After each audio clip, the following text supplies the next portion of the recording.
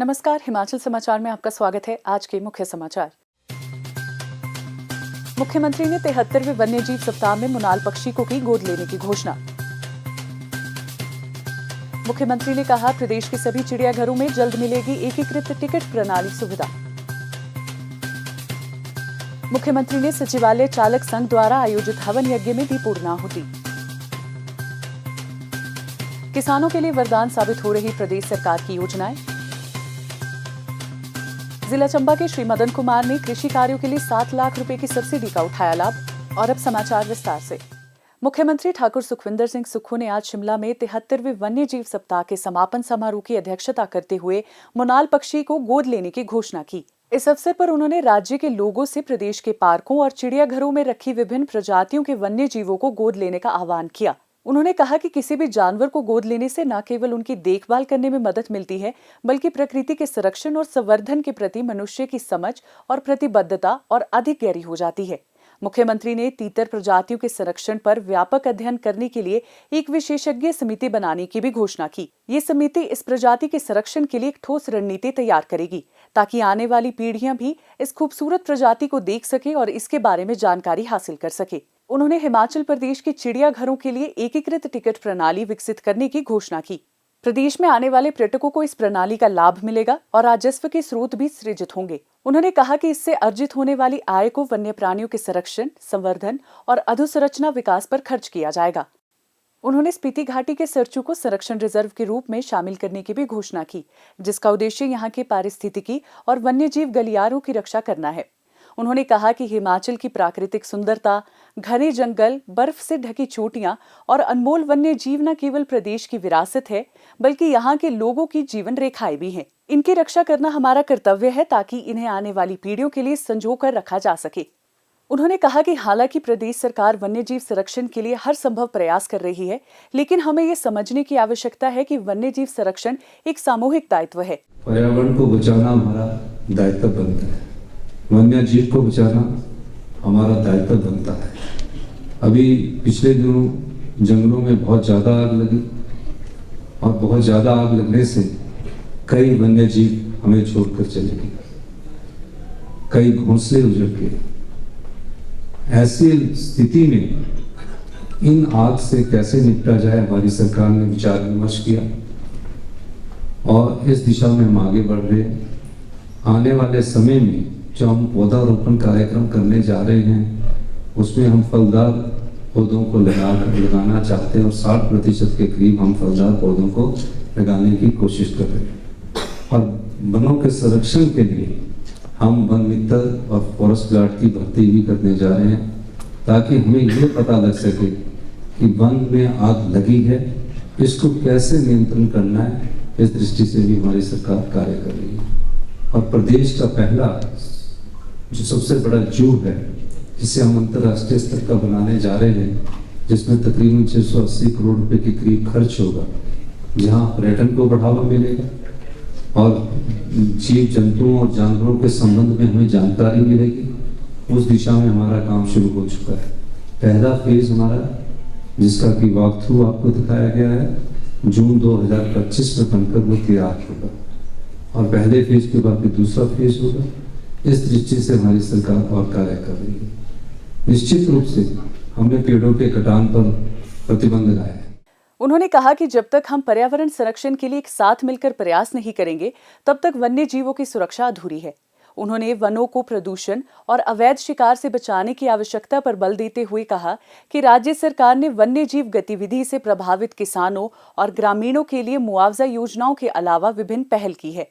उन्होंने कहा कि प्रदेश सरकार ने राज्य के वनों और वन्य जीवों की सुरक्षा के लिए जलवायु अनुकूल और संरक्षण कार्यक्रम भी लागू किए हैं। मुख्यमंत्री ने हिमाचल की समृद्ध जैव विविधता पर प्रकाश डालते हुए इनके संरक्षण के प्रयासों और इनके प्रति लोगों के अटूट स्नेह के लिए आभार व्यक्त किया।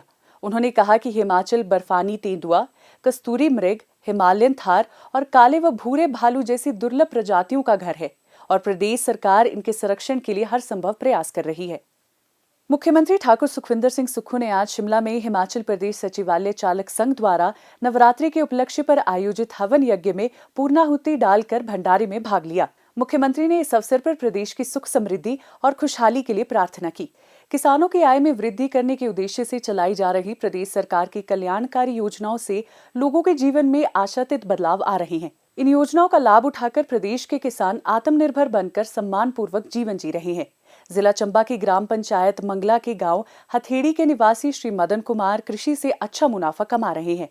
कृषि विभाग के उच्च अधिकारियों के मार्गदर्शन में उन्होंने वैज्ञानिक ढंग से खेती करना शुरू किया और इसके लिए मशीनरी इत्यादि का इस्तेमाल किया। वर्तमान में उनकी आमदनी में काफी इजाफा हुआ है। सरकार द्वारा एक 9 HP का पावर टिलर तथा 2 HP का ब्रश कटर भी उन्हें रियायती दरों पर उपलब्ध करवाए गए हैं। इसके लिए उन्हें लगभग 40,000 रुपए की सब्सिडी मिली है।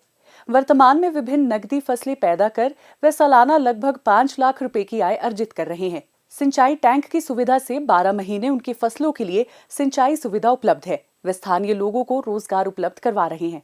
किसानों को कृषि कार्यों में मशीनों का उपयोग करने के लिए प्रोत्साहन प्रदान किया जा रहा है। विभाग से मशीनरी के बारे में जानकारी मिली, फिर मैंने बाजार से पावर वीडर लिया जो मुझे मिला 66,000 का।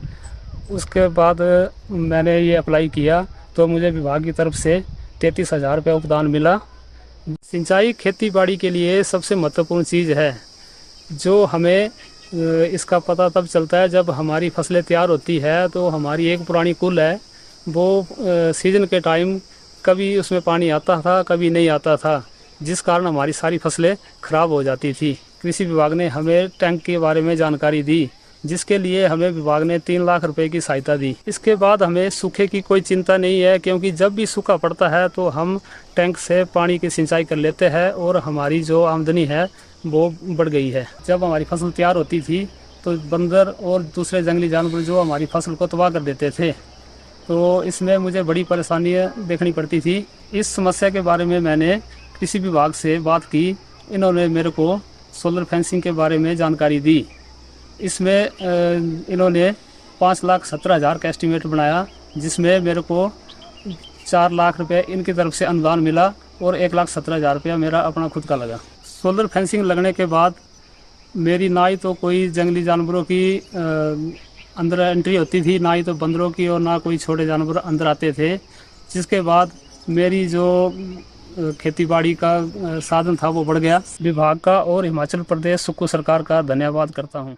जिला चंबा में राज्य कृषि यंत्रीकरण योजना और कृषि मशीनीकरण पर उप मिशन के अंतर्गत वित्त वर्ष 2023-24 में किसानों को 9 tractor, 133 power weeder, 165 brush cutter तथा 125 मक्की के थ्रेशर पर 91 लाख रुपए का अनुदान दिया गया है।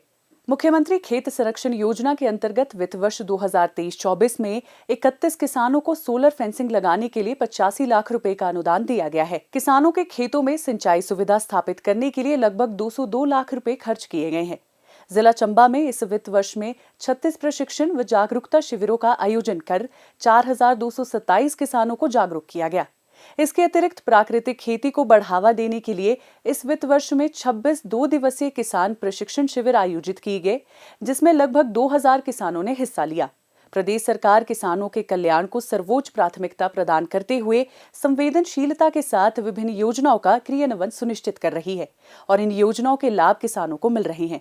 हिमाचल समाचार देखने के लिए सब्सक्राइब करें यूट्यूब चैनल हिमाचल समाचार, लाइक करें Facebook page information and public relations department Himachal Pradesh और सीएमओ हिमाचल। फॉलो करें एक्स @DPRHP और सीएमओ हिमाचल। फॉलो करें इंस्टाग्राम @DIPR हिमाचल और सीएमओ हिमाचल। विजिट करें वेबसाइट www.himachalpr.gov.in। इस अंक में इतना ही। कल फिर होगी मुलाकात। दीजिए इजाजत। नमस्कार।